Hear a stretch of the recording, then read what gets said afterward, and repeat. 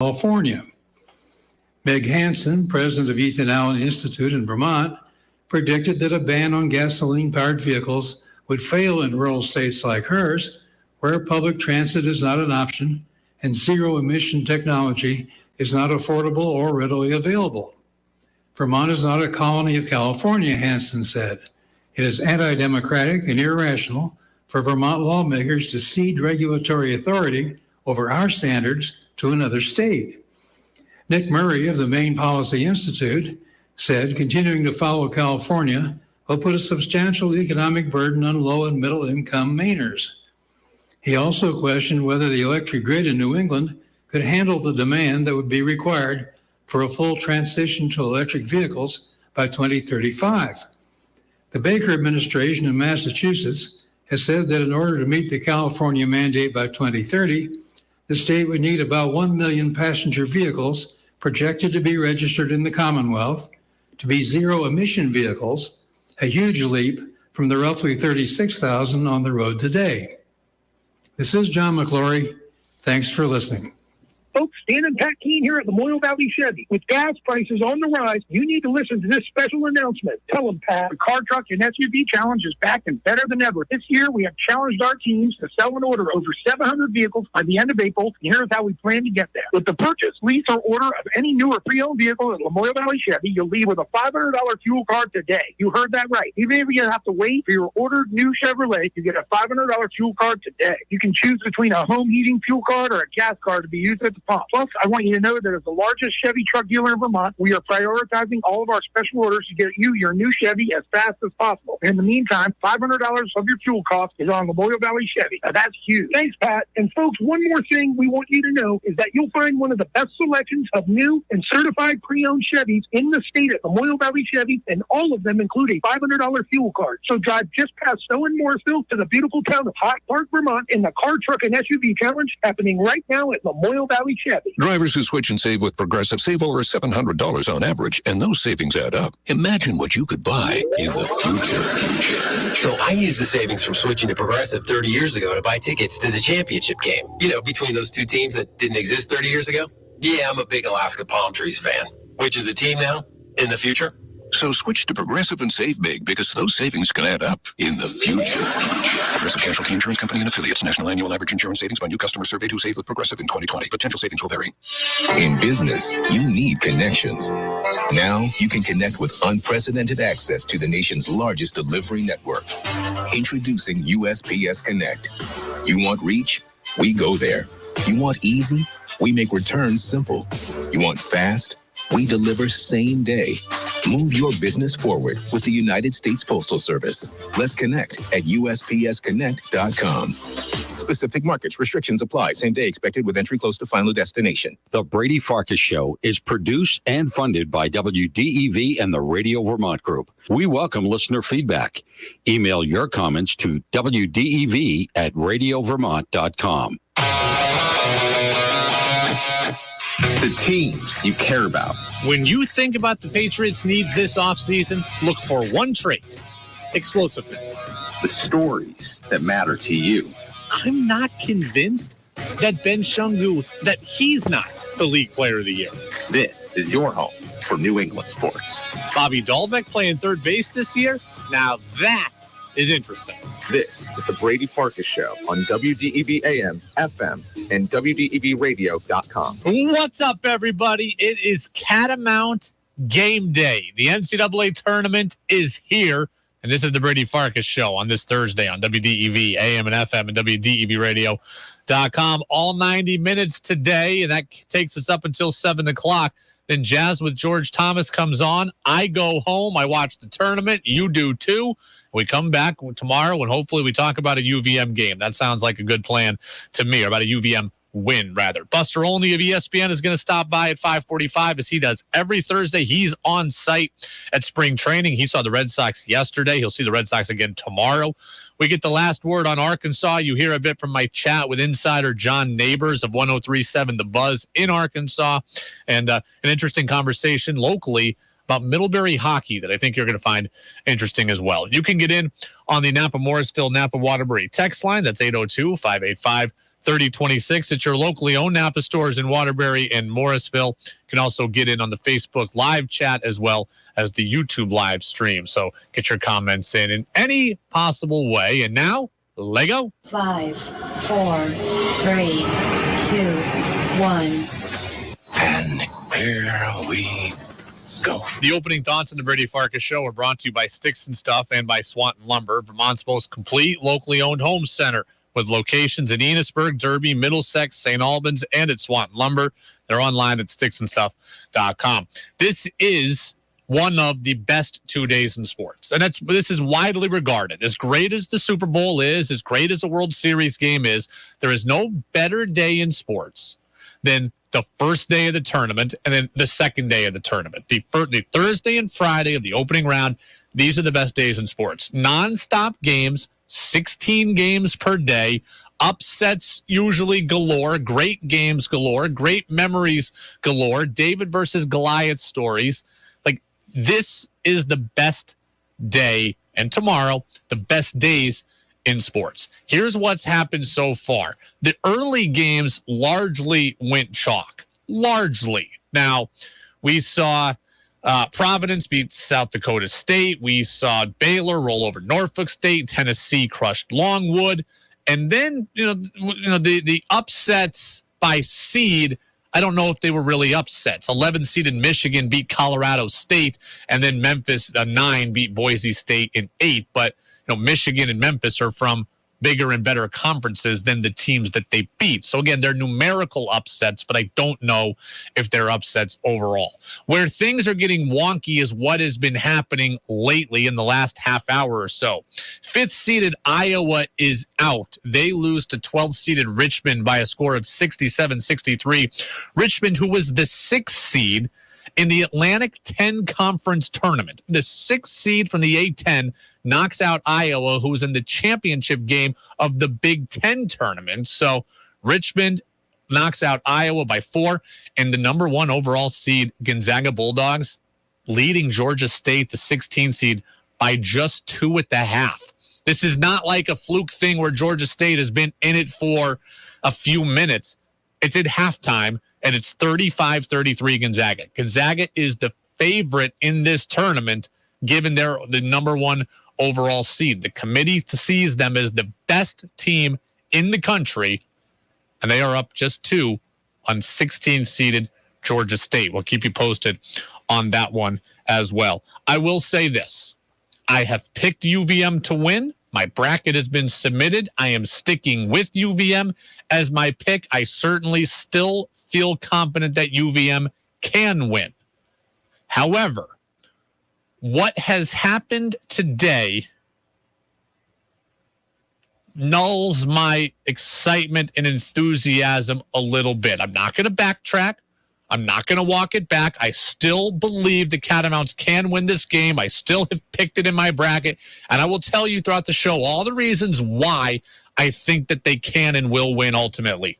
But I'm a little less enthused in that prediction than I was at noon today. And here's the reason why. I told you one of my big fears about UVM and Arkansas tipping off so late was that Arkansas was going to see in front of them all day long, they were going to see some carnage in the tournament, and their antennas were going to get raised.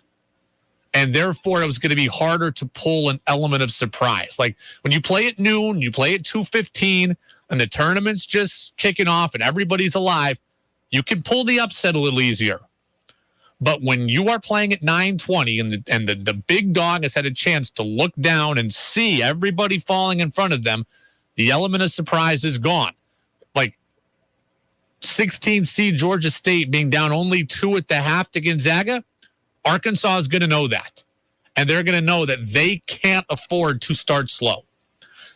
Arkansas is going to see that Richmond, a 12, already knocked off Iowa, a 5, and their antenna is going to go up. And what makes it doubly worse for me is that Richmond-Iowa game was played in the exact same spot as UVM and Arkansas is going to be played.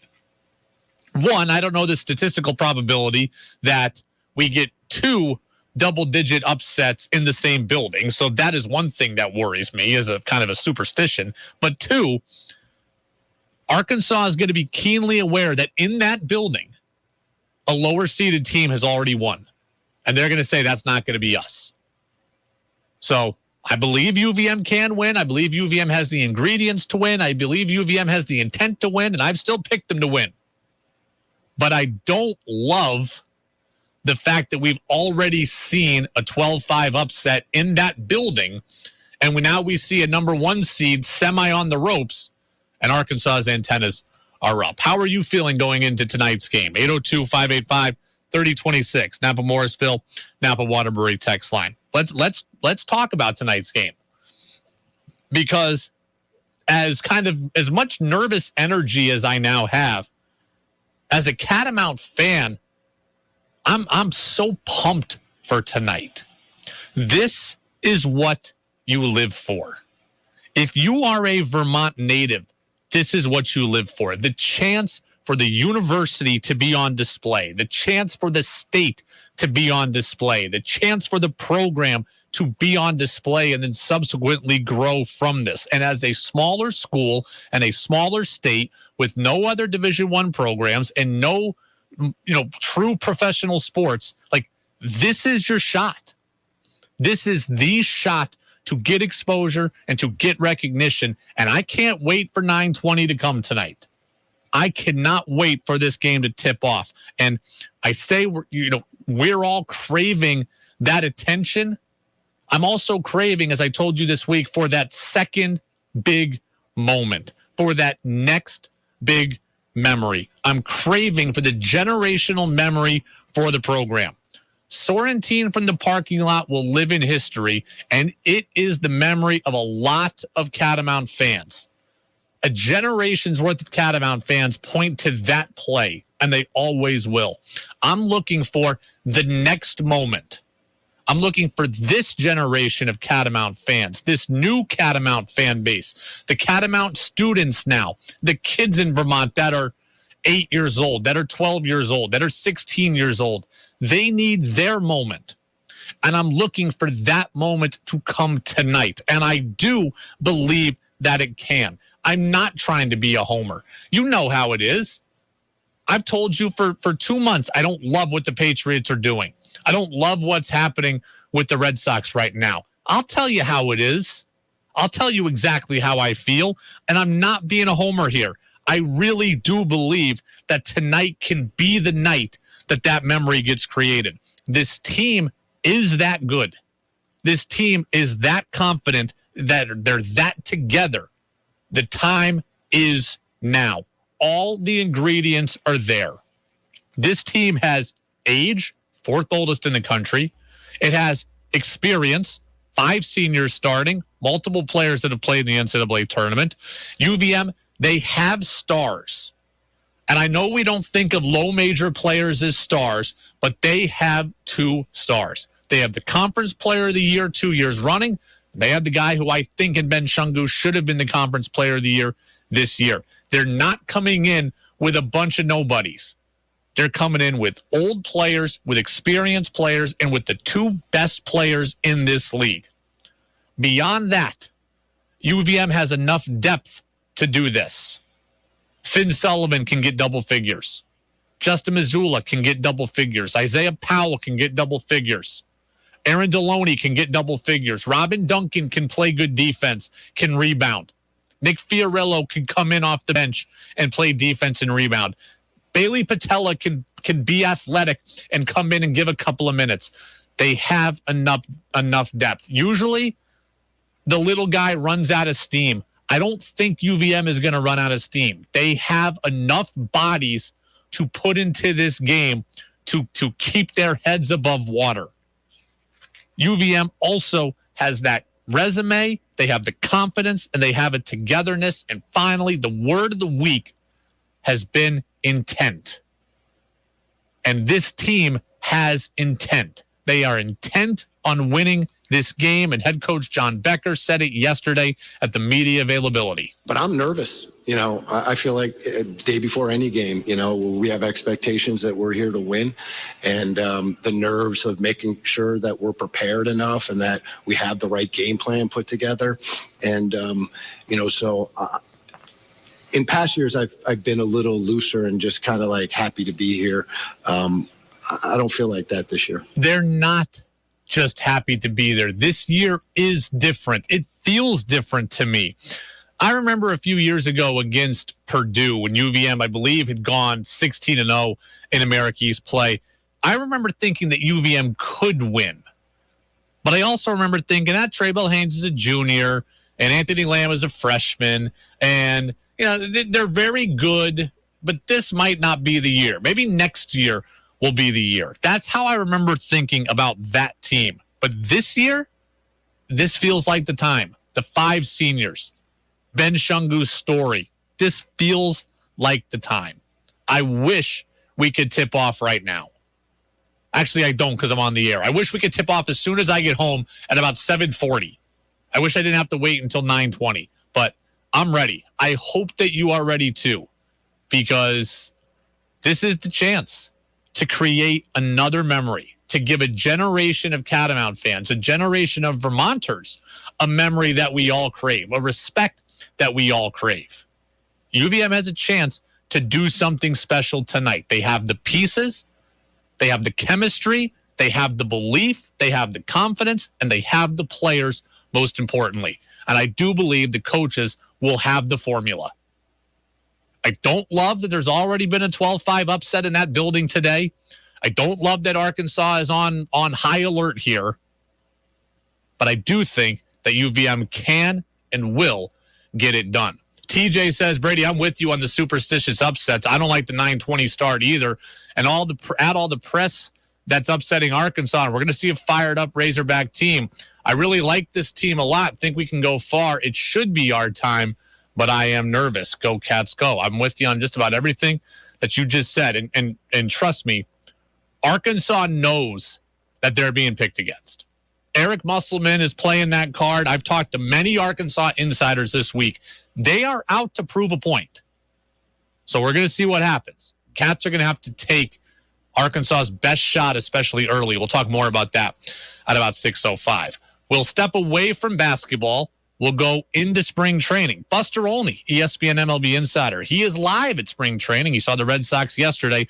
What can he tell us about Chris Sale? Just how much can we trust him in 2022? Buster's next on DEV.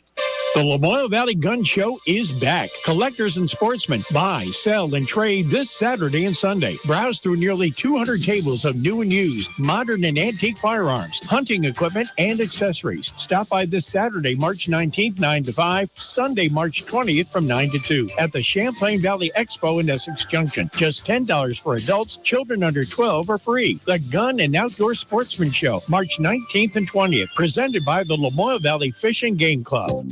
Support for this portion of WDEV's programming comes from ProCare Biomedical. ProCare Biomedical, offering back, knee, ankle, wrist, and knee braces. More information can be found by calling 844-598-6639. That's 844-598-6639. The Trading Post Online Marketplace is where you can get great deals on goods, services, fitness, and entertainment. Bowling is fun for all ages. Right now, you can get a Twin City Family Fun Center or Valley Bowl $50 gift card for just $25. Vermont Flannel $50 gift cards are currently $30. Check out all the deals on our website at WDEVradio.com. Your chance to be part of the show is on the text line at 802-585-3026. All the insight into everything going on in baseball. It's time for our weekly conversation with ESPN baseball insider and Vermont native, Buster Olney. I'm just about ready to bet the family farm in Vermont. On the Brady Farkas Show on WDEV AM, FM, and WDEVradio.com. Well, Welcome back in, Brady Farkas Show right here on a Thursday on WDEV, AM and FM, and WDEVradio.com as we continue to count down towards the UVM men's basketball game tonight. Catamounts in Arkansas tip-off 9:20 in the first official day of the NCAA tournament. We still got a lot of baseball to cover, and for once, it's actual baseball with Buster Olney of ESPN. Buster, we get the labor agreement done last week, and in the 7 days since, we've had all kinds of things happen. How are you? Oh, I'm excited. And I'm excited about the UVM game. My bracket with my son, my competition with my 17-year-old son, might hinge on the Vermont-Arkansas game. You know who I picked. Of course. Like, as a native of Vermont, of course I picked UVM. Well, I did as well. So we'll see what happens. Rooting for the Catamounts for sure. So, look, let's talk about baseball. You're in Florida right now. You were at Red Sox camp yesterday. You're going to see the Red Sox and Rays play tomorrow in the second game of the Grapefruit League season. We know that Chris Sale is injured. We know he's not going to be ready for opening day. This is now a fairly extensive injury history with Chris Sale. At this point, is he a guy that fans should be counting on? I think big picture that he will do good things for the Red Sox this year. And that, yesterday, listening to Alex Cora talk about the situation, that's what he was focused on. That we know, at least this is Alex's perspective, that the Red Sox know that Chris's arm is good. He was throwing well before he suffered this injury, which is an outlier injury. You don't hear about, pitchers suffering a stress fracture in a rib cage, while pitching. But let's face it, he does have a long history of injuries, and he has that unusual body where he's like, 6'2" and weighs 110 pounds wet. So it'll be interesting to see how he is physically. Just hearing Chris yesterday, he was completely accountable and expressing frustration of, how he hates the idea. He's now going to continue to watch other people do what he considers to be his job while he's getting paid. But I also think that Alex is right, in speaking with reporters yesterday, that time is on their side. It's 162 games, and if Chris Sale's back and pitching by May 15th, and that's the time frame I would put on it based on what I heard yesterday, there's plenty of time for them to find a way to win the division. I have multiple questions about the Red Sox right now. I'll give you a choice as to what you think is the biggest pressing question. One, is Jackie Bradley Jr. really going to play 162 games in the outfield for this team? Two, can Christian Arroyo really play 162 games as the everyday second baseman? And three, what exactly is the state of the bullpen? We don't know what's up with Matt Barnes right now mentally after what happened last year. And if Houck or Whitlock have to slide in to fill in for Sale, that's going to weaken the bullpen too. Yeah, I saw Houck, by the way, throw yesterday. Man, is he nasty. Yeah. Like, his stuff is nasty. He'll be good. About Jackie Bradley Jr., I don't think he'll play 162. I don't think they're counting on him to be an everyday player. I think that when the Red Sox make a move here in the days ahead before opening day, and I think they will, it'll be for somebody like Ramon Laureano. And they'll have some outfield depth, between Kike Hernandez and Jackie Bradley Jr. and Alex Verdugo, and a Laureano. I think they'll have depth in their outfield, and I think they'll have a really good defensive outfield. In the infield, maybe they'll find some way to, add some depth there. I must say that I feel like that the Red Sox blew it with Freddie Freeman. Yeah. That, to me, would have been a great signing. And at some point, and I know, and Chaim Bloom is a great guy, but I just don't think he's aggressive enough for the market. I don't think he uses the muscles that the Red Sox potentially have as a big market team in the way that he can. And maybe over time, as Andrew Friedman has done with the Dodgers going from the Rays, he'll do that. But, I looked at Freddie Freeman. First off, I can't think of a hitter since Wade Boggs whose swing is more perfectly suited for Fenway. You could have brought him in this year. He play first base. JD Martinez, his contract expires at the end of the year. Freddie could have graduated after this year into a part-time first base, part-time DH type role, which meant that he wouldn't necessarily block the young first baseman Dahlbeck and Cassis, and you could handle it payroll-wise, especially knowing that Nathan Eovaldi's up after this year. especially, given, some of the other challenges they have in the infield and what you're going to do with Bogarts, what you're going to do with Devers. This is a win-now team in a division in which the competition is extreme. The Yankees have gotten better, in my opinion. Their defense has gotten better. The Blue Jays are dangerous. They just added Matt Chapman. I've been surprised that the Red Sox have been as passive they've been to this point. Freddie Freeman would have been a great signing, and when you see where his numbers landed with the Dodgers, 5 years, 162, that's something, in my opinion, the Red Sox should have done. 6 years, 162. Buster Olney, ESPN MLB Insider, with us here on the Brady Farkas Show every single Thursday on WDEV AM and FM and WDEVradio.com. Yeah, the Red Sox certainly have been more passive. I thought maybe they'd be in on Freeman. I thought maybe they would be in on Seiya Suzuki, who ended up going to the Cubs. But as you said, the Blue Jays are going for it, and you've got the Blue Jays in the World Series, I heard last night. Yep. I think that's a team on the rise. You and I talked at the end of the last regular season about how when the playoffs started, I talked to people with the Yankees and the Red Sox who were relieved the Jays didn't make it because they thought that was the most dangerous team down the stretch. They did lose Robbie Ray, the Young Award winner, but they signed Kevin Gossman, they signed Yusei Kikuchi, and I'm convinced that by the time we get to opening day, they will get a left-handed hitter into that lineup, and maybe they'll trade the prospect necessary to get Jose Ramirez from the Cleveland Guardians. They will do something to help balance out that lineup. That is a scary offense. And let's face it, everything going on with the vaccination situation, potentially a huge competitive advantage for the Jays, where you've got key members of the Red Sox and the Yankees who are not vaccinated. And according to Canadian mandate, they will not; those players will not be allowed to come in and play against the Blue Jays. We'll see how that plays out. Yeah, do we know if that is a year-long policy, or is it like everything else COVID-related, where it could change in a week, a month, 3 months?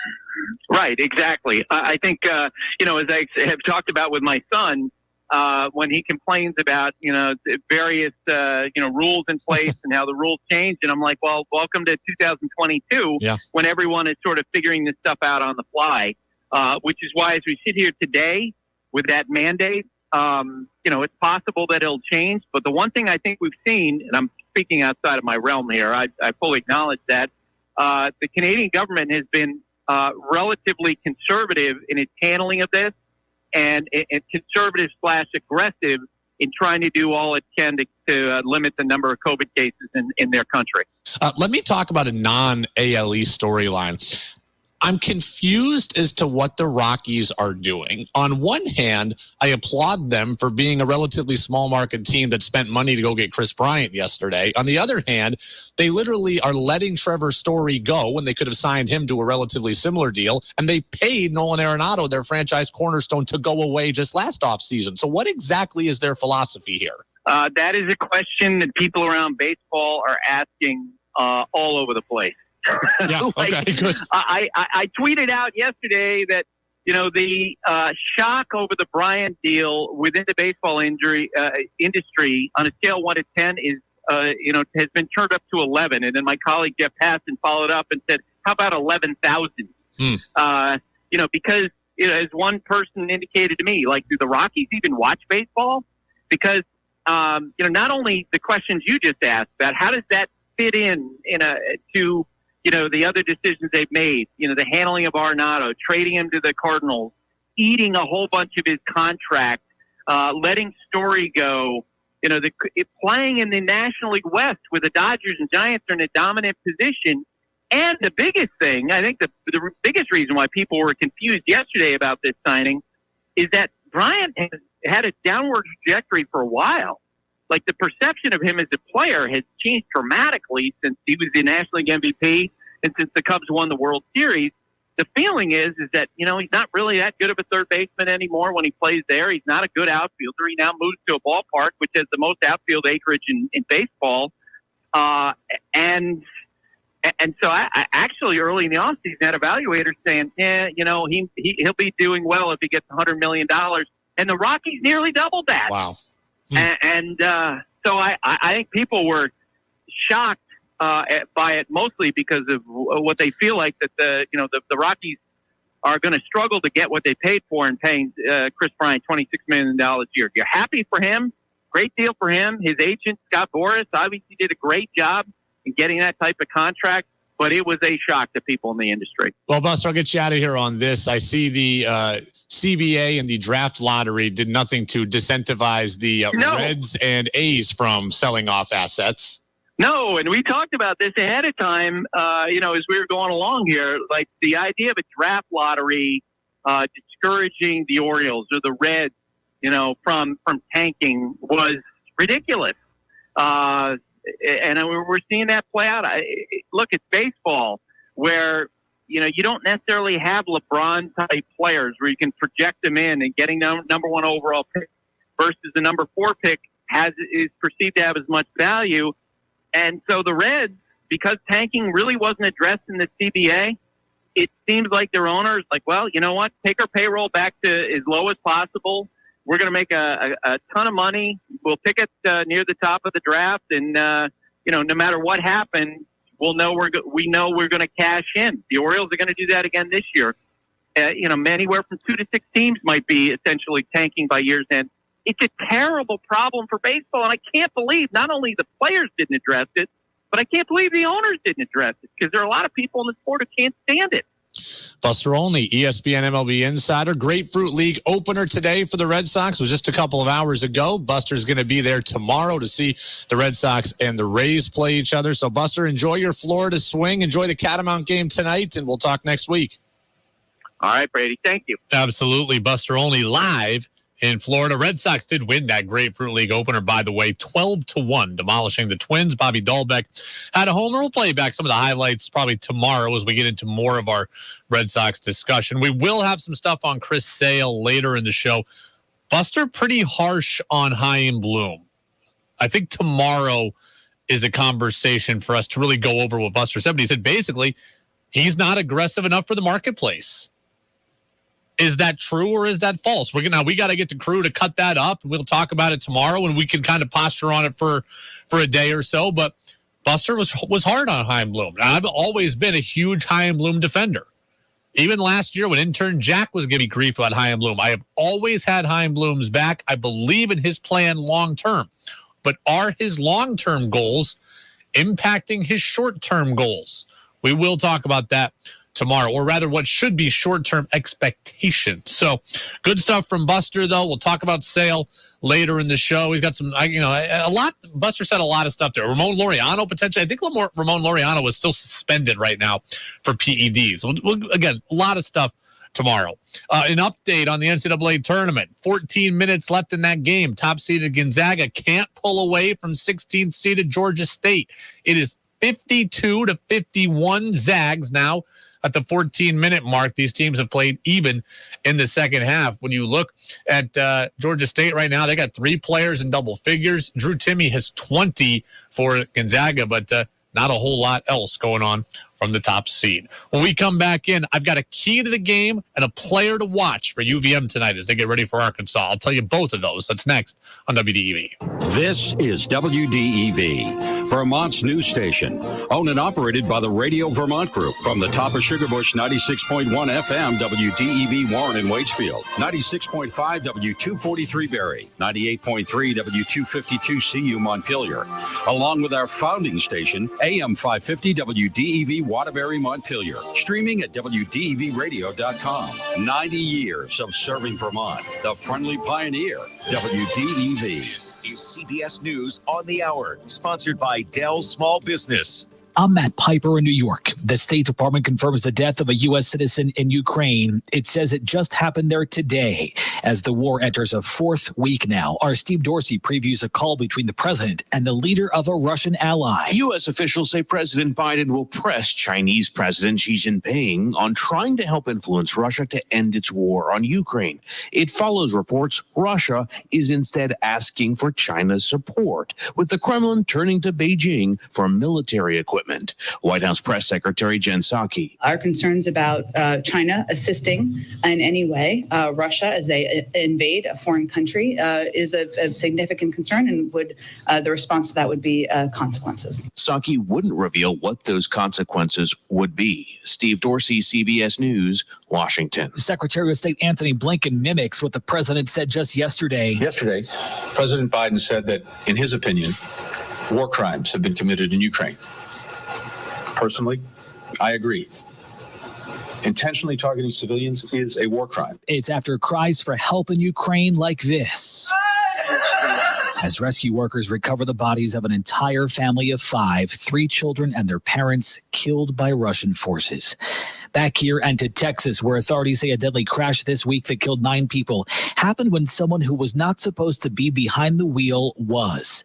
A 13-year-old. NTSB Vice Chairman Bruce Landsberg updating the investigation into what caused the F-150 pickup driven by the 13-year-old to veer into oncoming traffic at 75 miles an hour, slamming into the University of the Southwest golf team bus. It appears at this point in the investigation that the left front tire, which was a spare tire, had failed, which resulted in the vehicle pulling hard to the left and crossing into the opposing lane. 2 members of the golf team survived and remain in critical condition in a Lubbock, Texas hospital. Chris Fox for CBS News, Austin. It's typically the top-rated airline. Now its employees are getting a raise. Delta Airlines ground crew, flight attendants, and most of its 75,000-member staff will all receive a 4% pay hike come May 1st, according to a company memo shared with CBS News. CEO Ed Bastian wrote that while the company lost money in the first quarter due to the spread of the Omicron variant, he does expect the company to be profitable this year. Pilots who are covered by union agreements are excluded from this pay raise. Errol Barnett, CBS News, Washington. The Dow today gained 418. The Nasdaq was up 178. This is CBS News. Dell's semi-annual sale has arrived. Save up to 45% on Dell business computers with Windows 11 Pro and get an easy start to your workday. Just call 877-ASK-DELL. At Northfield Savings Bank, we celebrate the ways you work and why you work. To build a business, to make a brighter future, to do something that matters. You don't do just one thing in your business. Neither do we. Whatever your size, you have goals for yourself and those around you. Our commitment is helping you get there. Builders, makers, doers. Northfield Savings Bank. Find out more about us at nsbvt.com. Member FDIC Equal Housing Lender. Rick the Kid here from Lamoille Valley Ford. With gas prices on the rise, you need to listen to this special announcement. Tell them, Dan. Folks, the car, truck, and SUV challenge is back and better than ever at Lamoille Valley Ford. This year, I'll challenge my 3 teams to sell and order over 700 vehicles by the end of April, and here's how we're going to do it. With the purchase, lease, or order of any new or pre-owned vehicle at Lamoille Valley Ford, you'll leave with a $500 fuel card today. You heard that right. Even if you have to wait for your ordered new Ford, you'll get a $500 fuel card. You can choose between a home heating fuel card or a gas card to be used at the pump. Plus, I want you to know that as one of New England's largest Ford dealers, we are prioritizing all of our special orders to get you your new Ford as fast as possible. And in the meantime, $500 of your fuel cost is on Lamoille Valley Ford. That's huge. Thanks, Dan. If you don't want to wait, you'll find the largest selection of new and certified pre-owned Fords in the state, and all of them include a $500 fuel card. So drive Route 14, 15, or 16 to Hardwick, and the car, truck, and SUV challenge happening now. And remember, at Lamoille Valley Ford, we know price matters. As Vermonters, we know that so much depends on the weather. When you need a reliable local weather forecast, it's literally at your fingertips with the WDEV weather phone. Locally dial 244-1172 or toll free at 1-800-585-1211. Roger Hill's weather forecast is just a phone call away on the WDEV weather phone, 244-1172 or 1-800-585-1211. Make your opinion heard by texting onto the Brady Farkas Show at 802-585-3026. This is Freddie Coleman of ESPN, and you're listening to Brady Farkas Show right here on WDEV and WDEVradio.com. Thank you, Freddie. Welcome back into the Brady Farkas Show on WDEV, AM and FM, and WDEVradio.com. When the show is over, you can always check out our full show podcast. All of our exclusive interviews are available there, as are our full shows. The podcast is available for free on Apple Podcasts and on Spotify. There is one key, and there is one person that we need to focus on that we haven't really talked yet about when it comes to UVM in Arkansas tonight. Tip-off 9:20, 3 hours and 15 minutes from now. UVM, Arkansas, 13-seeded Catamounts, 4th-seeded Razorback. There's one major key and one major player we have not spoken about this week. I'm going to tell you both of them. I'm going to start with the key first. The key to the game, one of the keys to the game that we haven't addressed yet, and I think it's an absolutely critical part of this game tonight, is what happens in the first 5 minutes. What happens in the first 5 minutes of the game is huge. Whenever you play a game like this, that first 5 minutes is so crucial. UVM cannot win this game in the first 5 minutes, but UVM absolutely can lose it in the first 5 minutes. You hear that in baseball, right? You can't win a division in April, but you can lose it in April. Same principle applies here. UVM cannot win the game in the first 5 minutes. They can lose it. Whenever a power conference team takes on a lower seeded underdog, I always worry about the first 5 minutes, because if I were running a Power 5 team, I'd be looking to overwhelm the little guy early. I'd be looking to overpower them early. I'd be looking for that shock and awe treatment. Like, if I am Arkansas, I want to come out, I want to run, I want to establish physicality, I'd be looking to press, I'd be looking to turn you over, and I'd be looking to take UVM out of its rhythm. If Arkansas goes by my plan and succeeds, and all of a sudden the first 5 minutes into the game, they're up 13-2, well, then that game's pretty much over. Not a guarantee it's over, but it's pretty much over. If UVM can survive the first 5 minutes, then we're going to have a ball game, and then UVM has a chance to win. If we go to the first media timeout, and there's 15-20 left in the first half, and it's 10-8 on either side, we're in for a nail-biter. If we go to the first media timeout, and there's 15-20 left, and Arkansas is up 17-4, you could probably go to bed early. I don't understand why more power conference teams don't try to just establish dominance early. Oftentimes they're content to just play in the half court and try to play tough, and then the little guy hits a couple shots and the big guy gets in foul trouble, and all of a sudden you look up and what's happening to Gonzaga right now is happening. It's 62-58 Gonzaga with 10 minutes left in the game. You can't afford to let the little guy hang around like that. If you can overwhelm them early, if you can bury them early, well, then you can coast the rest of the way. That's what I would do if I were Arkansas.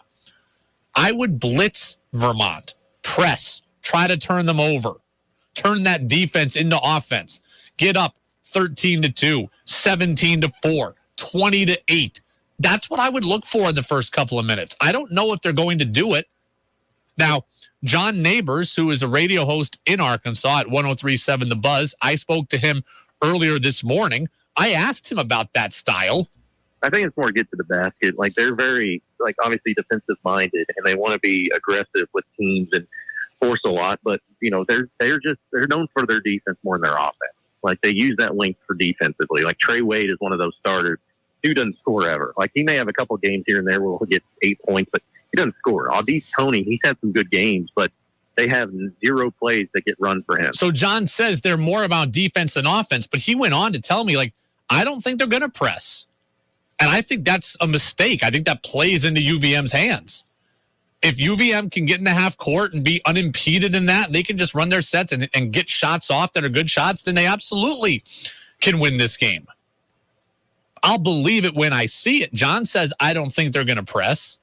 I will believe it when I see it, but that would always be my plan if I were a Power 5 team playing against a lower seeded underdog. Try to get out. I mean, think about this logically.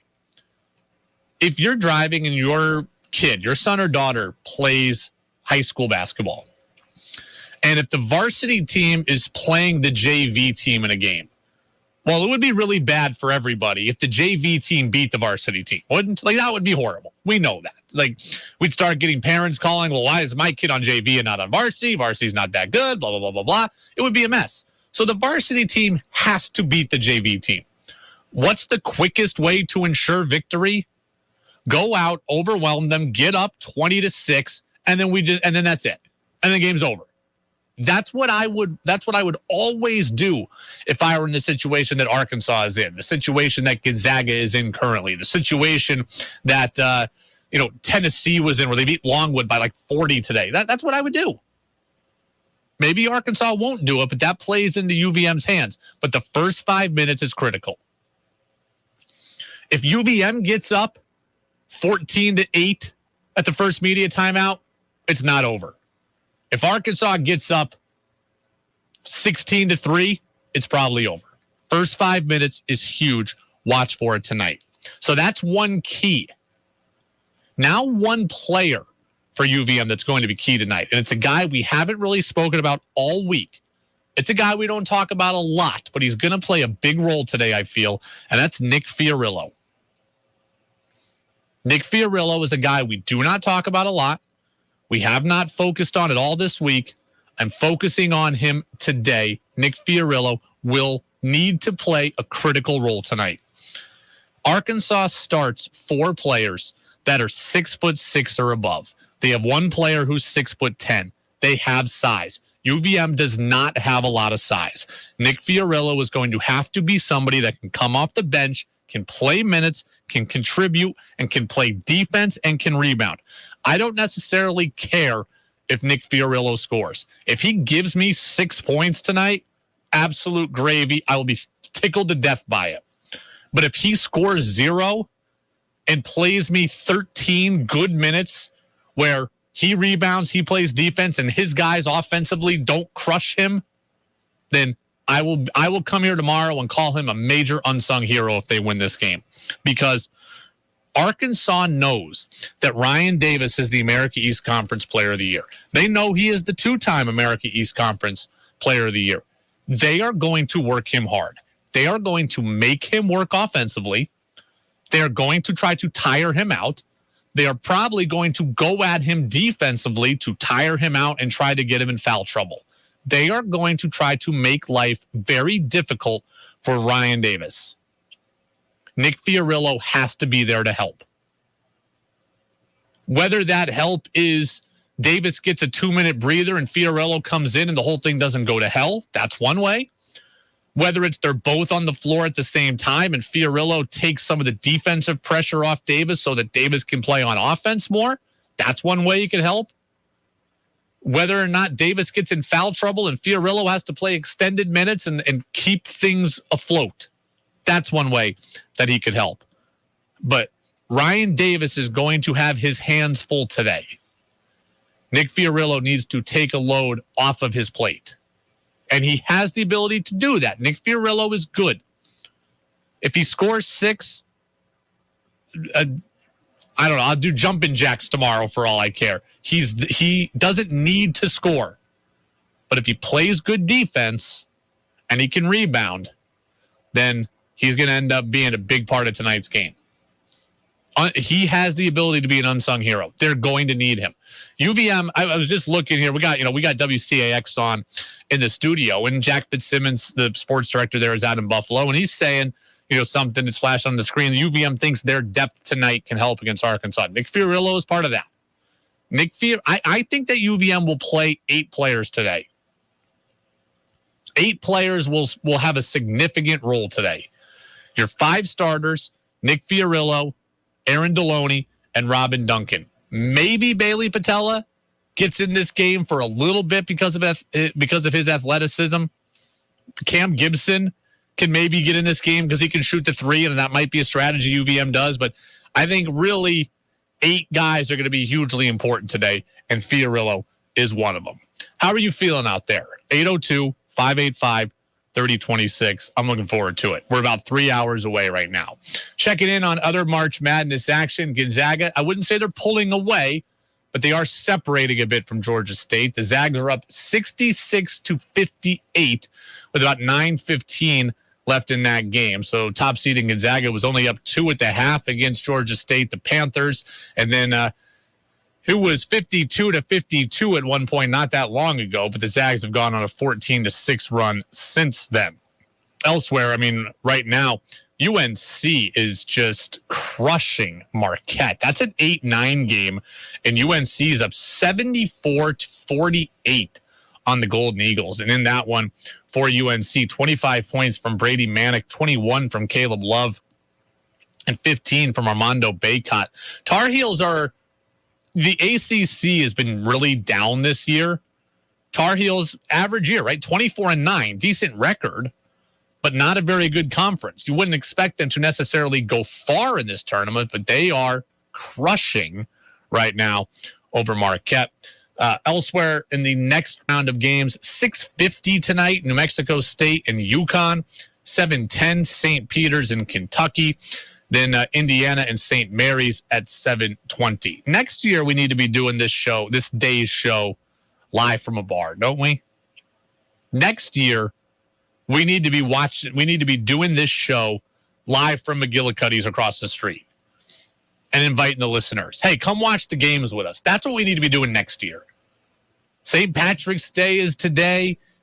I did a show, I'm pretty sure. It's actually really funny.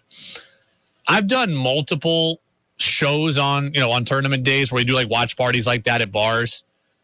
The very first time I ever got to host a full afternoon show was on a St. Patrick's Day. I don't know how. I lost my voice completely. My voice was so stressed and so strained. I was part-time. I was filling in. I was at a station in Albany, right? And they're like, hey, so-and-so's on vacation or so-and-so's sick. Can you do the show? I could barely talk. I was literally sucking down tea with honey. I was sucking down boiling hot water just to try to get my throat back. I did the show for the 4 hours, could barely talk, and didn't talk after for like 2 days. But that was on a March Madness Day at a sports bar. I did another show on a March Madness Day at a sports bar, and like the manager, it was above me, right? Like he was like 2 bosses above me. He was the head of the whole building. He didn't own this company because we were corporately owned, but he was like the head of the company, the go-between between us and the actual corporate people. He bought me and the co-host a 6-pack of beer over the course of the show. I'm like, am I supposed to drink all 6 of these beers while also talking for 4 hours? He's like, sure. I'm like, okay. I think I had 3 and the other guy had 3, but still. Just brings over a cooler of Bud Light for us here. That was a cool day. So, but yeah, I love hosting tournament watch parties. And maybe if we do it next year, maybe the boss throws us a 6-pack. I won't have all 6. Get the producers, interns, whoever we got, they can have a couple as long as they're of age. Get one for you, the listener. Next year, we should be doing today's show from a sports bar. All right, I want to get to who's saying what, because this is a very interesting one. So let's get to who's saying what. Whoa. What did he say? Mac Jones? Good Lord. Mel Kiper's got to slow down on this. Mac Jones ain't going to work, folks. It's not going to work. He's got to come to terms with it. It's not going to work. They really said that? Every damn thing is politics and race, and I'm losing my mind over it. It's time for Who's Saying What on the Brady Farkas Show on WDEV AM, FM, and WDEVradio.com. Who's Saying What is brought to you by Vermont Laser Wash. That's Central Vermont's home of unlimited car washes. To get unlimited car washes, it's only $20 a month. If you want just one free car wash, all the listeners just need to text the word Vermont to the number 30 and then 400. So the number 30 and then 400. Let's move to an NFL story that's not a Patriot story. It's a national NFL story. And it's a really big story today. So the Cleveland Browns are in a very precarious situation at quarterback. Here's where we're at. The team is looking to move on from Baker Mayfield. And the team went out and courted Deshaun Watson. Now, Deshaun Watson ended up, I believe, turning down the Browns, as I understand it. It's kind of down to the Saints and Falcons at this point for Deshaun Watson. But the Browns had Baker Mayfield. They courted Deshaun Watson, so they want to move on from Mayfield.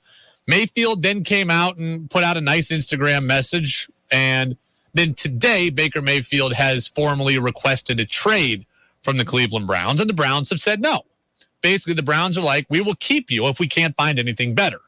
So that is where we're at right now. Mayfield hasn't got an extension. He knows that the team has courted Watson. He has now asked for a trade, and the Browns have said, no, we're going to see what, we're going to do what is in the best interest of us here. We've also heard that if the Browns don't get Watson, they're going to trade Mayfield anyways, but they're not going to do it on his terms. They're going to do it on their own terms. So this is a whole big mess for an organization that has been one big mess for most of the last 20 years since it came back into existence. Here's former NFL general manager Mike Tannenbaum on ESPN this morning before Mayfield asked for the trade. Here's what Tannenbaum says he would have done in handling the Mayfield situation. I would look him right between the eyes and say, you know what, Baker, your job is to get better, lift weights, watch film. Me in the front office, my job is to improve this team. And Deshaun Watson's a better football player than you are. And if I'm not reaching out to him and his representative, I'm not doing my job. Now, again, there's 22 civil lawsuits. It's still a complicated situation. But I would say, Baker, you can't be sensitive. You should be worrying about being the best version of yourself. We're going to do what we can. And by the way, the verb we're going to use, Baker, is we're going to scour. We are always going to look to improve every position. I don't know what the right answer exactly would have been and how you handle this whole Baker Mayfield saga. I really don't know what the right answer would have been. But I would say that the Mike Tannenbaum methodology feels wrong to me. On one hand, I can respect honesty and transparency, and that's what Tannenbaum is saying. I would look him right between the eyes and say, you know what, Baker, your job is to get better, lift weights, watch film. Me in the front office, my job is to improve this team. And Deshaun Watson's a better football player than you are. Okay, so I can, on one hand, respect honesty and transparency, and I can respect the lines of communication being open. That does have a place. But, and if Baker Mayfield ends up being moved, he'll probably have ended up, liking that he didn't get blindsided totally. So I can make a case for the honest and transparency thing. But on the other hand, I really don't know if honesty is really the best policy in this particular case. If Baker Mayfield doesn't get traded, okay, the Browns have said they're not going to trade him. If he really doesn't get traded, you have now created an unhappy and resentful employee, as evidenced by his trade request. You've told him he's not good enough. You've gone actively looking for his replacement, and now you want to bring him back into that working relationship. That is not easy. And I see a lot of people saying, oh, Baker's a baby or Baker's too sensitive. Think about how you would have felt here. Really. If you want to call Baker sensitive, and I saw one guy call him sensitive, and I saw one guy call him a baby, and I saw Tannenbaum say you can't be sensitive.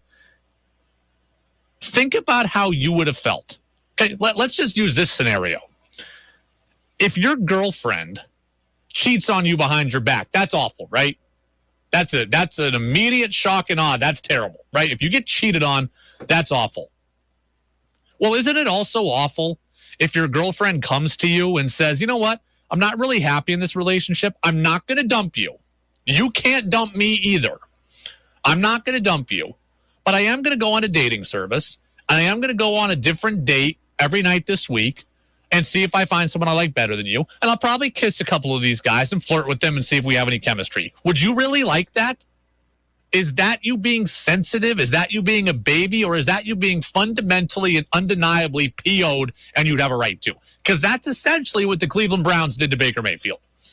They went up, in Mike Tannenbaum's world, they're going to go up to Baker Mayfield's face and they're going to say, you know what?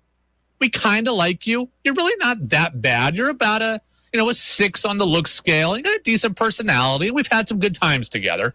But I'm going to sign up for a dating service. I'm going to go look for a bunch of 10s, and I'll probably flirt with them and fool around with them a little bit and see what's there.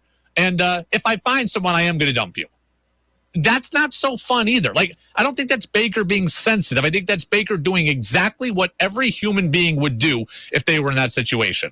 How would you, forget girls and guys in relationships, how would you feel if your boss came to you? If my boss came to me and said, Brady, you're going to host the show for the rest of the week, and we really, we like you, and, you do okay, and, the station's gotten a little better with you, but we're going to hold interviews next week. And we're going to see, and we're going to have some tryouts for this show. And we're going to just see, if anybody's better than you. And by the way, if we find somebody that's better than you, you're going to get fired. Good luck. I would be furious. I would be sad. I would be hurt. I would be furious. And I don't think that's being sensitive. I think if you took this away from football and you put it in real life, every single person would understand why Baker Mayfield is upset. The Cleveland Browns, in Mike Tannenbaum's world, and what they've actually done, they're showing Baker Mayfield that they kind of like him, but they're looking for an upgrade. And now they're saying, we're not going to let you leave this relationship. And now we may end up bringing you back. Who would want to play under those circumstances? Who would want to play in those situations? Who would want to work in that environment? If the Cleveland Browns were going to go after Deshaun Watson or anybody else, honestly, I think it should have just been clandestine. Mayfield would have been upset, and he would have been hurt, and he would have felt blindsided like he was cheated on. I think that ultimately would have been better than what is playing out right now, where he's unhappy, he's resentful, and yet you still may, at the end of all this, have to end up working together. This was not smart to me. The Browns have made a lot of strides in the last 2 years. They've become a more reputable franchise in the last 2 years. This is hearkening back to the old Browns. This is Detroit Lions, Cleveland Browns, Cincinnati Bungles-esque. And I don't know what the Browns should do. I don't want Deshaun Watson because of his legal issues. I don't want him being the face of my franchise. So I'd be glad that he said no.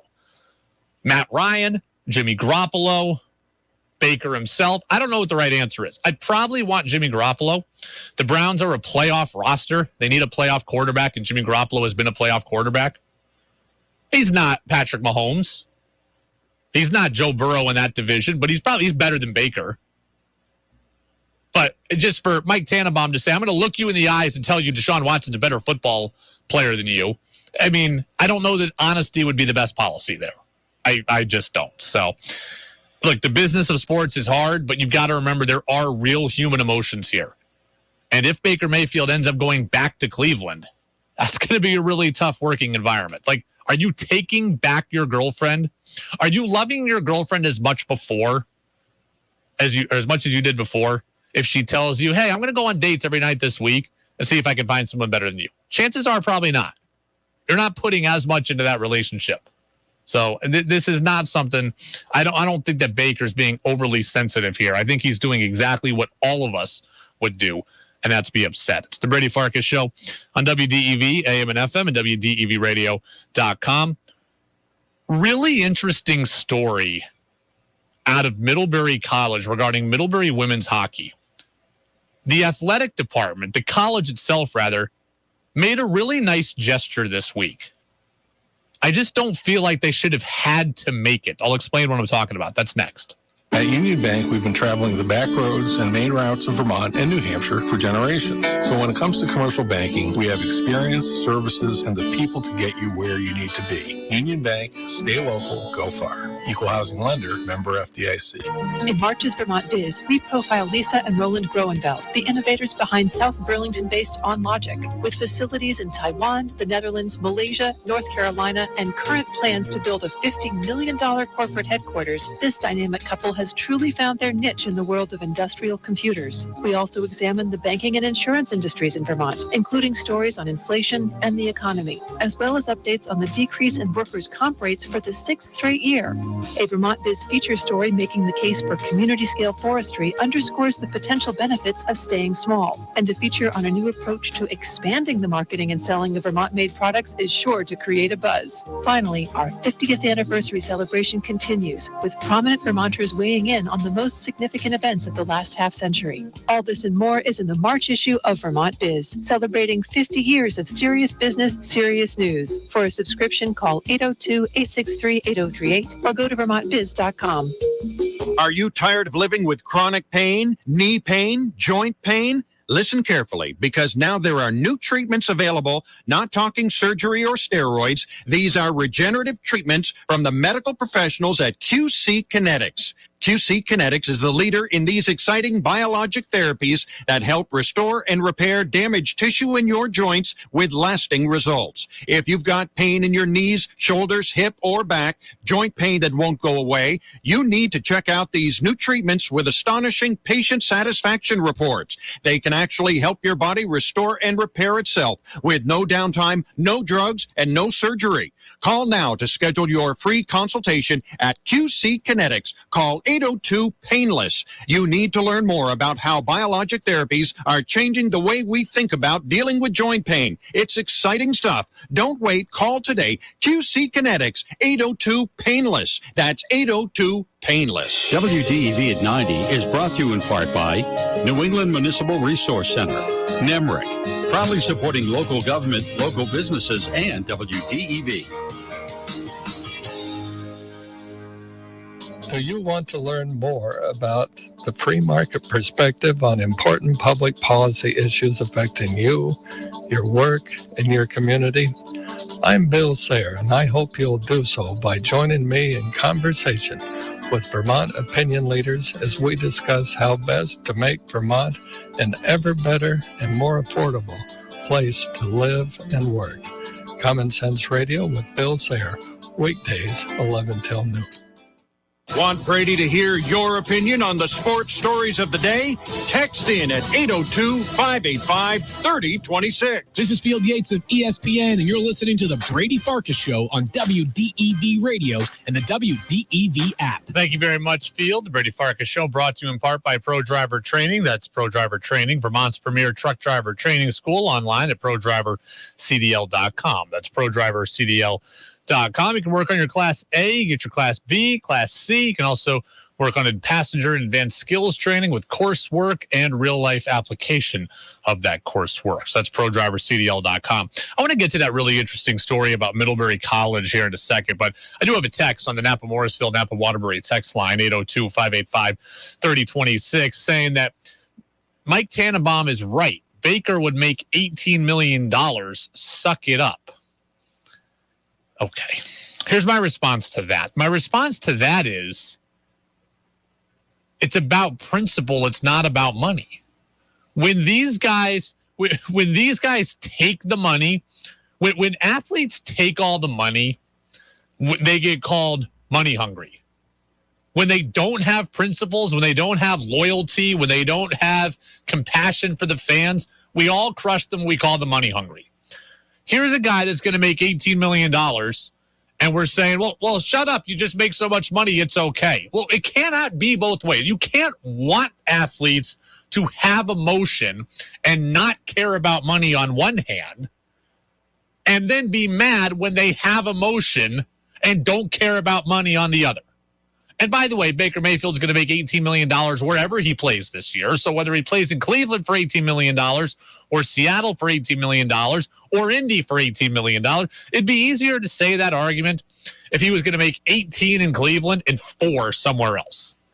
His contract's $18 million no matter where he plays.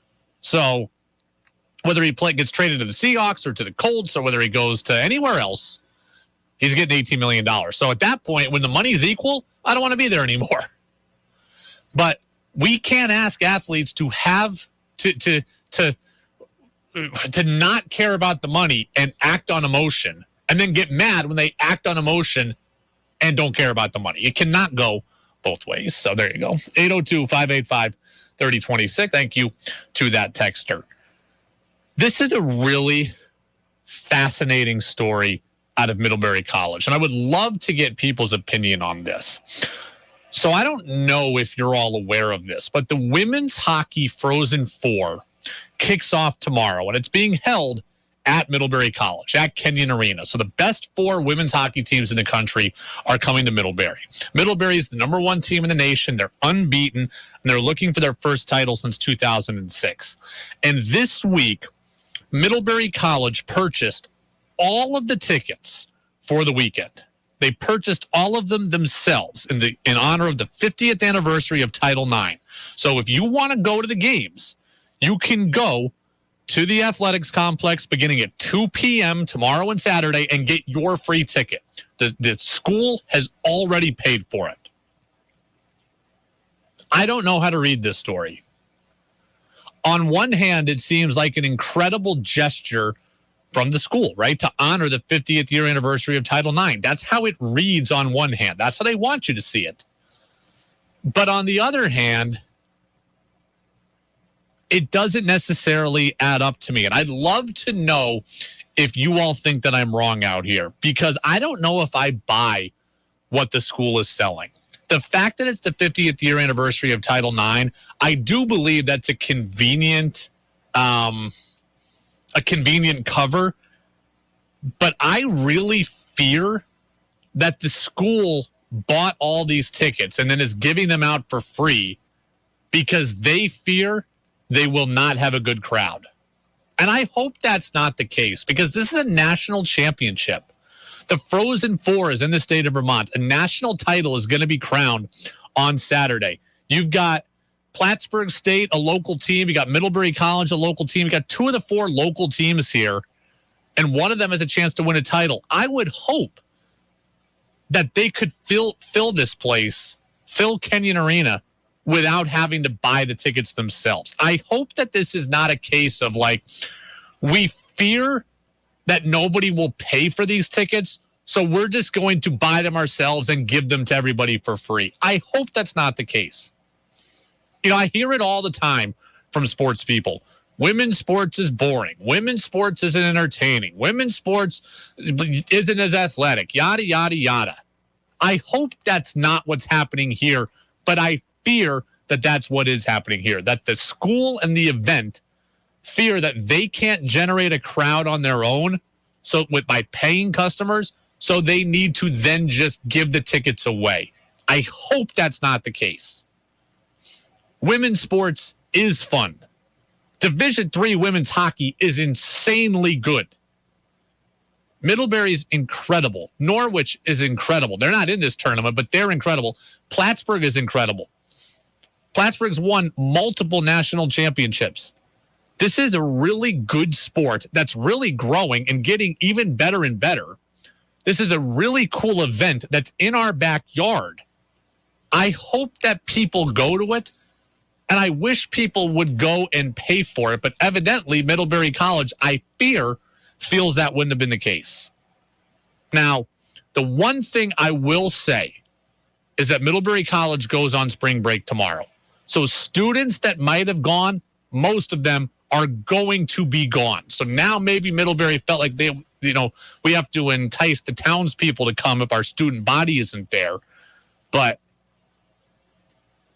if a national title was going to be crowned in my town, in my state, I believe that I would go to it, whether it was women, whether it was men, whether it was Division I or Division III. I feel I would go to it. I just don't know if I think Middlebury was fearing that not a lot of people would go, so now they're trying to give the tickets away. 802-585-3026. Does anybody feel that way with me? Am I wrong? Do you think that it is just a nice gesture by the school and honors the 50-year anniversary of Title IX? Because I didn't see it that way. When I first saw that, I'm like, oh, that's kind of sad. They had to buy the tickets because they don't think that people will pay for them on their own. That was my first reaction, and I haven't been able to shake it. I would love to be wrong, and I would love for somebody to tell me that they think that I'm wrong. But right now, nobody is telling me that. So evidently, maybe everybody thinks that I'm right on this. My PSA to you is that if you are around tomorrow afternoon, the first game is at 3. I think the second game is at 7. And then you're around on Saturday for the title. I hope that you go. Ray and Warren says, are they giving them away for everyone? The answer is yes.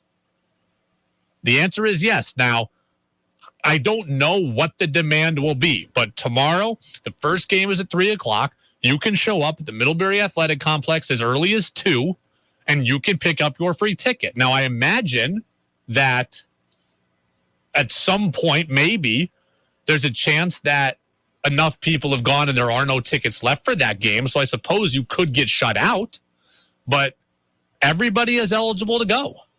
They have bought all the tickets. and they are just giving them away now. So there's a 3:00 game there between, I think it's Plattsburgh and Gustavus Adolphus out of Minnesota. And Middlebury, I believe, plays at 7. And there's a third-place game on Saturday, and then there's the national championship game on Saturday night. I hope that you will go. There's 4 games worth of free tickets available. And I don't want to hear that women's sports isn't as exciting. I don't want to hear that it's not as good. It's a national championship, and women's hockey is very good. And Division III women's hockey is very, very good as well. So I am all in on people going to these games this weekend. I wish Middlebury didn't feel like they had to buy the tickets and give them away. I like to think that people would recognize the coolness in this event and they would be willing to go and pay for it on their own, but they've taken the discussion out of it. You can go to these games for free at Kenyon Arena. And if you've never been to Middlebury, their athletic complex is absolutely stunning. It is just unbelievable. The rink itself is cool. The athletic complex as a whole is just phenomenal. I've seen a basketball game there. I've seen a hockey game there. I've never actually been to a Middlebury College football game, but I've seen the field, and the sight lines are just incredible. Steve says, are you going? No, the games tomorrow were at 3 and 7. I'm on the air until 8. And Saturday, I do have a prior engagement. So, no, I'm not. I'm also not trying to be a hypocrite, though. Like, if I was available to go, I would go on Saturday. But I am not available because of something that I already had scheduled for a while now. So, there you go. But I hope that you go if you are able to. They've bought the ticket already, so unless you already have a prior engagement like I do, then I encourage you to go. Like Ray and Warren, he wants to go now. So, Ray, you should go. Bring the family. All right, let's get to a little baseball. We'll end the show with some UVM stuff, but let's get to baseball. Chris Sale is out. And he's out for a period of weeks, not days, Tom Caron told us yesterday. Buster Olney told us today he's hearing maybe May 15th is a realistic time frame for him to be pitching again. Now, I don't know if that means May 15th, him pitching in the big leagues, or May 15th, him just getting on a mound again. I took it to mean May 15th in the big leagues, but we'll kind of have to get some clarity on that. This is certainly bad news for the Red Sox, and they lose their ace now for the 3rd time in the 3 seasons that he's been under this massive contract extension, right? He gets Tommy John. Let's see. Actually, so he gets injured at the end of 2019. He gets injured at the end of 2019. Then 2020, he misses the entirety of the COVID season. 2021, he misses a lot of the season. And now 2022, he's going to be injured as well. This is the 4th consecutive year that Chris Sale is going to be injured. He's been injured every year of his contract extension. And now, let's just leave aside the questions on Sale, of which there are many. We can get to those tomorrow as well. But let's just look at the immediate questions facing the Red Sox as a result of this. This opens up questions in both the rotation and in the bullpen, as far as I'm concerned. In the rotation, Nathan Eovaldi's the one. Remember, this team lost Erod too. So now it's Erod's gone and Sale's gone for a period of time. Eovaldi's the one. Nick Pavetta's the 2. Rich Hill, Michael Wacha, they're in there as the 3 and 4. And then there's Tanner Houck and Garrett Whitlock. Who do you want to see in that 5th starter spot? Tanner Houck or Garrett Whitlock? Here is who Tom Caron, our Red Sox and Bruins insider at Nesson, told us yesterday. I'd like to see Whitlock get the nod. Houck's been really good, but Houck has still had trouble 2nd time through the lineup, 3rd time through the lineup. I think he's a really, really powerful weapon coming out of the bullpen for 3 innings, for long duty, which you need now in this game. Yeah, I'm with TC also. I am starting to think I'd rather see Whitlock. And I'm a Houck fan, and I was a really big Houck fan last year when he started games. Houck is good. But at this point, he's really a 2-pitch pitcher. Buster said earlier he saw him pitch and he was nasty, and he is. And I think he can be a devastating starter if he gets that 3rd pitch consistently. But right now, with that fastball slider combo, he seems better in short doses. He seems better in 2 to 3 inning intervals, as TC says. So I'm with TC. I'd rather see Whitlock start in that spot. He has the fastball. He has the changeup. He's got a little wrinkle in there with a little breaking ball. So I'd like to see Whitlock get a crack at that fifth starter spot too.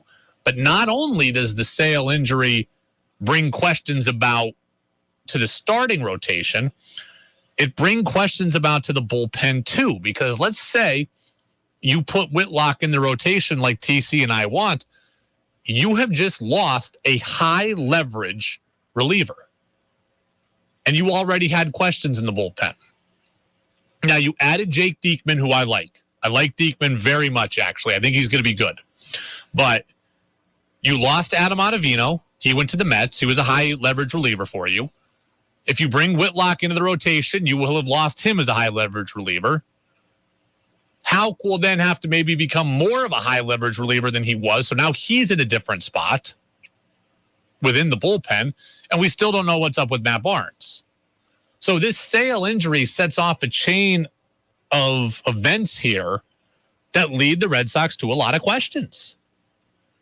Questions in my rotation about how I handle my fifth starter spot, and questions in my bullpen now about where everybody slots and who exactly can I trust at the end of the game. I don't know if I can trust Matt Barnes yet.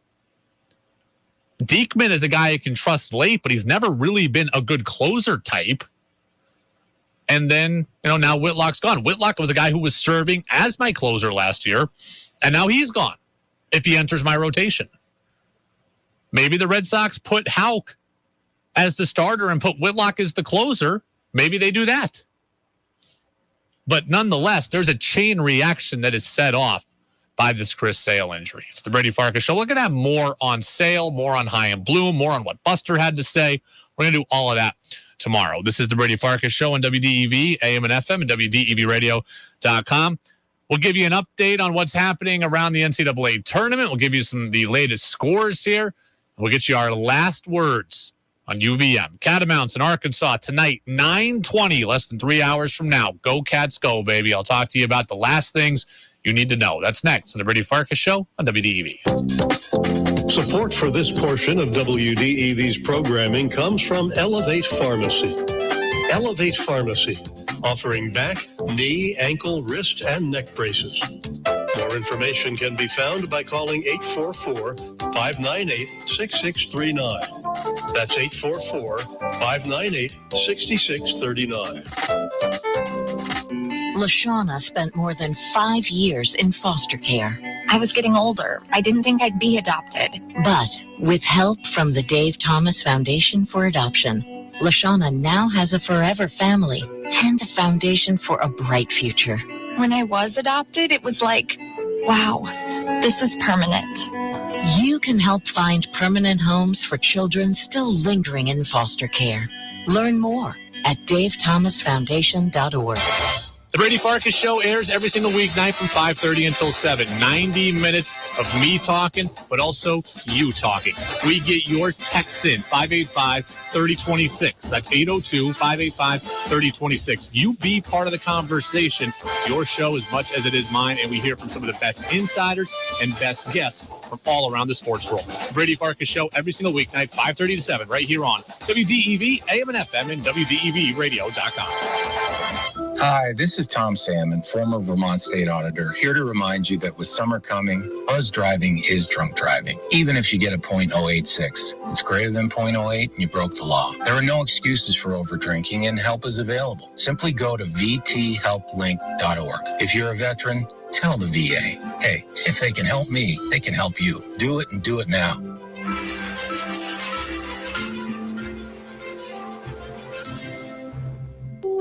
The ones that matter most are the children. There is a special place in South Dakota, a place of hope, love, safety, and opportunity for Native American children. This place is St. Joseph's Indian School. Here, we preserve traditions, provide Lakota kids a safe place to learn, attend to the mind, body, heart, and spirit of every child in our care. As a father, I feel very good about leaving my kids here, and they have way more opportunities here. I can come on campus and I can feel the good vibes, and the children, they can really grow. Together, we are giving Lakota children brighter futures and a proud connection to their past. To learn more, go to helplakotakids.org today.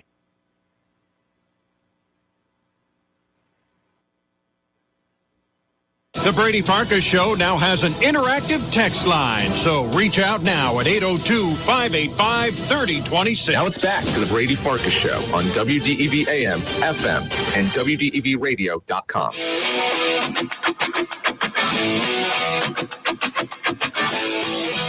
Welcome back in. Brady Farkas Show right here on WDEV AM and FM, WDEVradio.com. Some scuttle around the internet world that Deshaun Watson's going to go play for the Falcons. That has not been confirmed by anybody that you would like to, see confirm it. So, but there is some talk about Deshaun Watson waiving his no trade clause to join the Atlanta Falcons. It would make mild sense in the sense that Watson is from Georgia.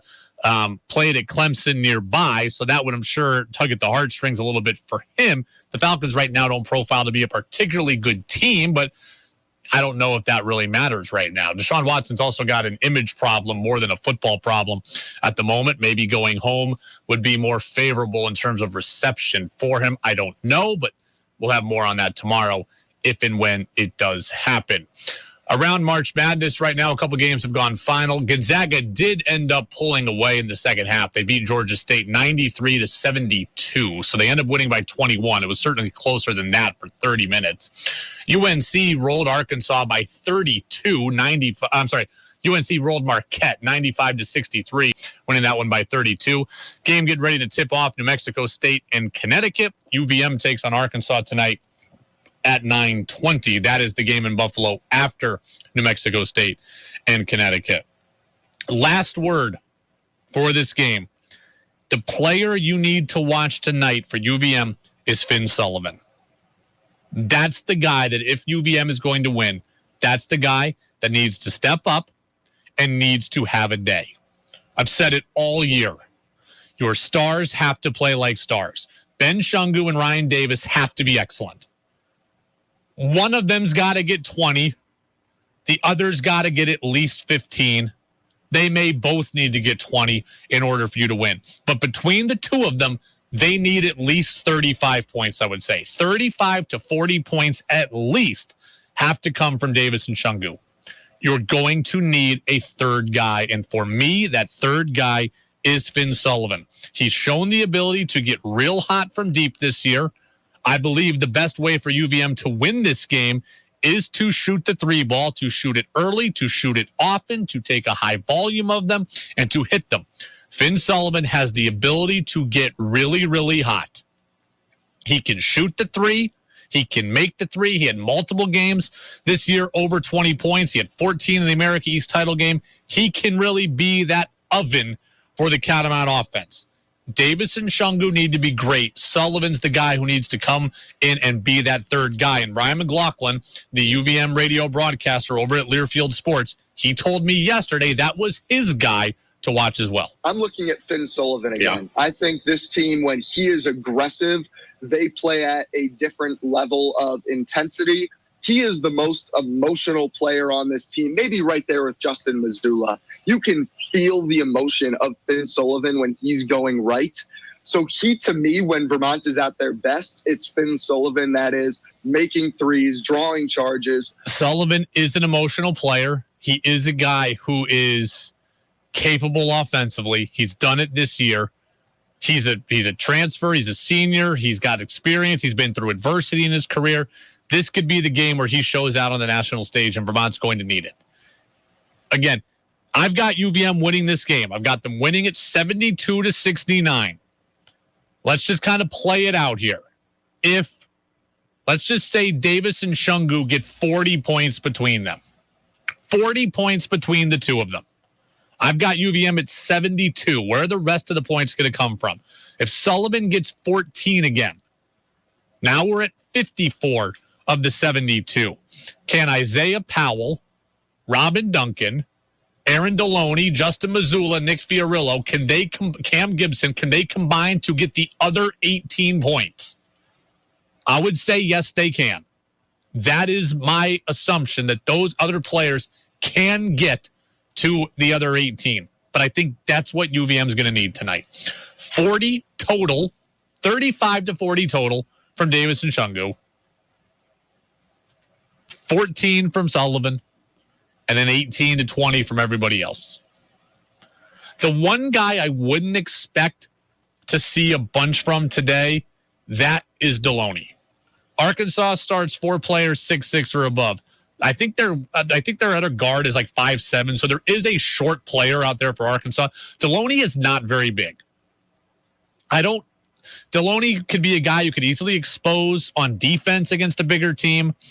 He's going to have a hard time getting his shot off. He's certainly not going in the lane amongst the trees. So I would not expect Deloney to play big minutes tonight. I would expect to see Cam Gibson maybe more than Deloney because he's a little bit bigger, a little less slender. That's just my thought. I don't have any inside knowledge on that. But if I'm John Becker, I'm looking away from Deloney today and maybe more towards Cam Gibson. But Finn Sullivan is the guy you really need to watch for. All right, that's it for the Brady Farkas Show. Jazz with George Thomas is coming up next. Appreciate everybody tuning in today. Happy St. Patrick's Day. Stay safe out there, but do have fun. If you're watching the Cats tonight, and you should be, 9:20 on TNT. We'll recap everything tomorrow. Go, Cats, go. It's time to make that next memory. We'll see you tomorrow, everybody. It's WDEV. VSECU is a credit union for everybody in Vermont. We are the leader in the state of Vermont in helping you finance any green initiative. With V Green